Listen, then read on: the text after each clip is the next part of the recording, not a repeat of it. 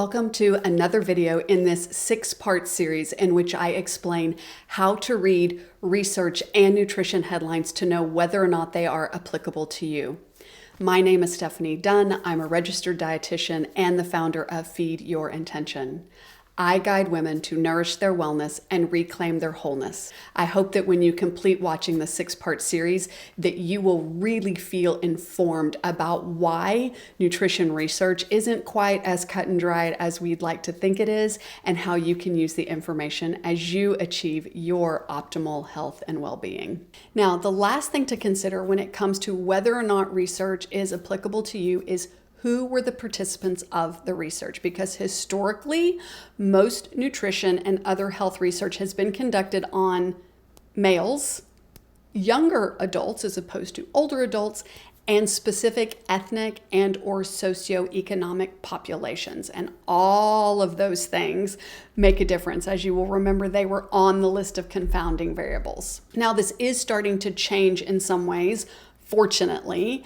However, as we just talked about with the confounding variables, this could mean, this being the participants in the study, could mean that the results of that study do not apply to you. It doesn't necessarily mean that, but it does mean that we shouldn't see a nutrition headline about the latest research study and assume automatically that it applies to us, or start making changes in alignment with whatever that research was studying or what that nutrition article says we should be doing. So here are some examples.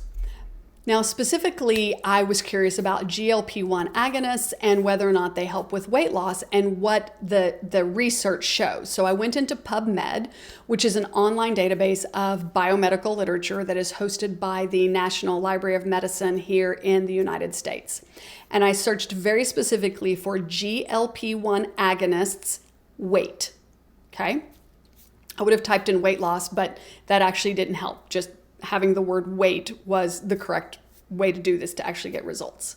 I then filtered the articles by those that were published specifically as a clinical trial, not as a review, not as an epidemiological study, not as a meta-analysis, not as an opinion paper, right? But specifically that a clinical trial had been done. And then I also filtered on humans only, because there are also animal studies that get done regularly when we're trying to look at a new intervention. We researchers often do animal studies first. So I just pulled the first 10 results to give these to you as an example. So the top 10 results in PubMed for these human clinical trials showed that 4 of them were done for the treatment of obesity. And what I mean here is obesity as a clinical definition. So obesity is defined based on a person's BMI, which is a ratio between their weight and their height. Okay, so this is a clinical definition, not somebody's off-the-cuff judgment about somebody else's body. It is a clinical definition of obesity. So 4 of these trials were specifically for the treatment of obesity. 4 of the trials were for the treatment of type 2 diabetes in people who also measured as clinically obese. One of them was about body composition changes in people who were overweight, again, as a clinical definition, not as their own personal opinion or anyone else's judgment of their bodies, or obese. And the last one is about the treatment of obstructive sleep apnea and obesity. There was 1 study of those. So these made up the 10 trials, right? So absolutely all of them are related to people who are clinically obese, and then some of them add in another, what we call a comorbidity, or a condition that also exists at the same time. Now let's look at some of the demographics of the participants.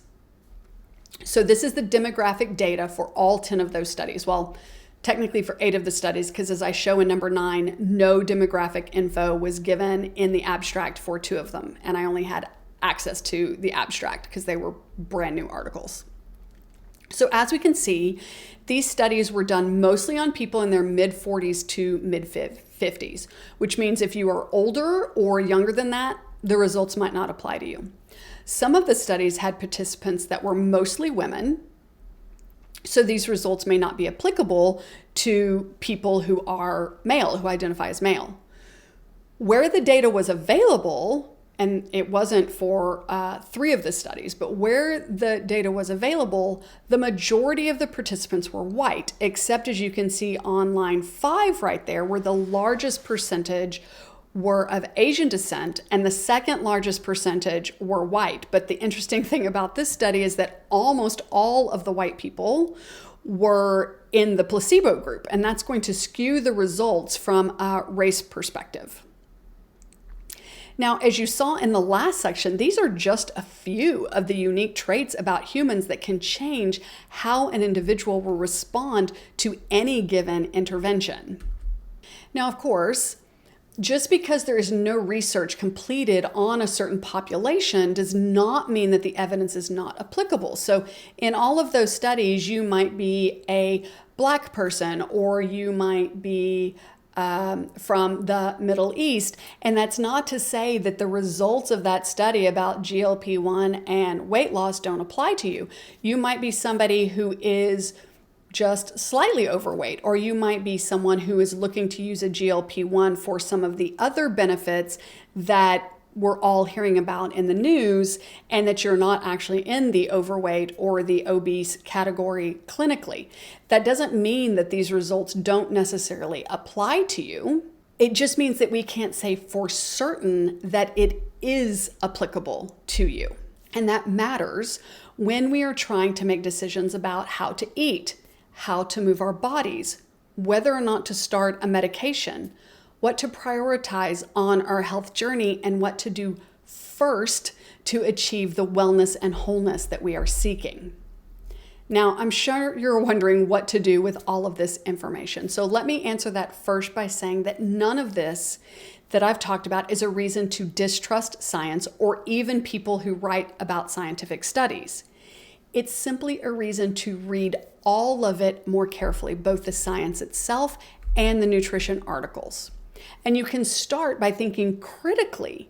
When you see a new headline, you can ask things like, what kind of study was this? Who were the participants, and do they line up with me or someone that I care about? What did it actually measure? And how big or significant was the effect that was seen? When you start to look at nutrition information through a critical lens, you can start to see whether or not that information is applicable to you. And you start to see why personalized nutrition is so crucial to obtaining your health and wellness goals. Of course, you can absolutely personalize your own nutrition by tuning into your body and making informed, thoughtful decisions about how to adjust your diet and lifestyle. Or you can work with someone who understands the research and can apply it to your individual situation, so you aren't stuck following generic guidelines or asking AI, who, by the way, regularly gets scientific information wrong. Again, that's a topic for a whole nother video. Or just by guessing about what applies to you. Because personalized nutrition is the logical conclusion of understanding how complex and individual human biology actually is.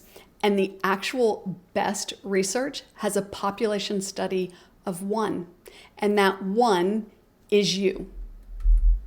Now, I talked about cholesterol in a few of these sections because this is the lens that I am using as I build my course for women about how to lower cholesterol naturally. I don't just want you to know at a high level what the research says or what the headlines about the research says. I want you to know whether or not the information from the research is actually applicable to you.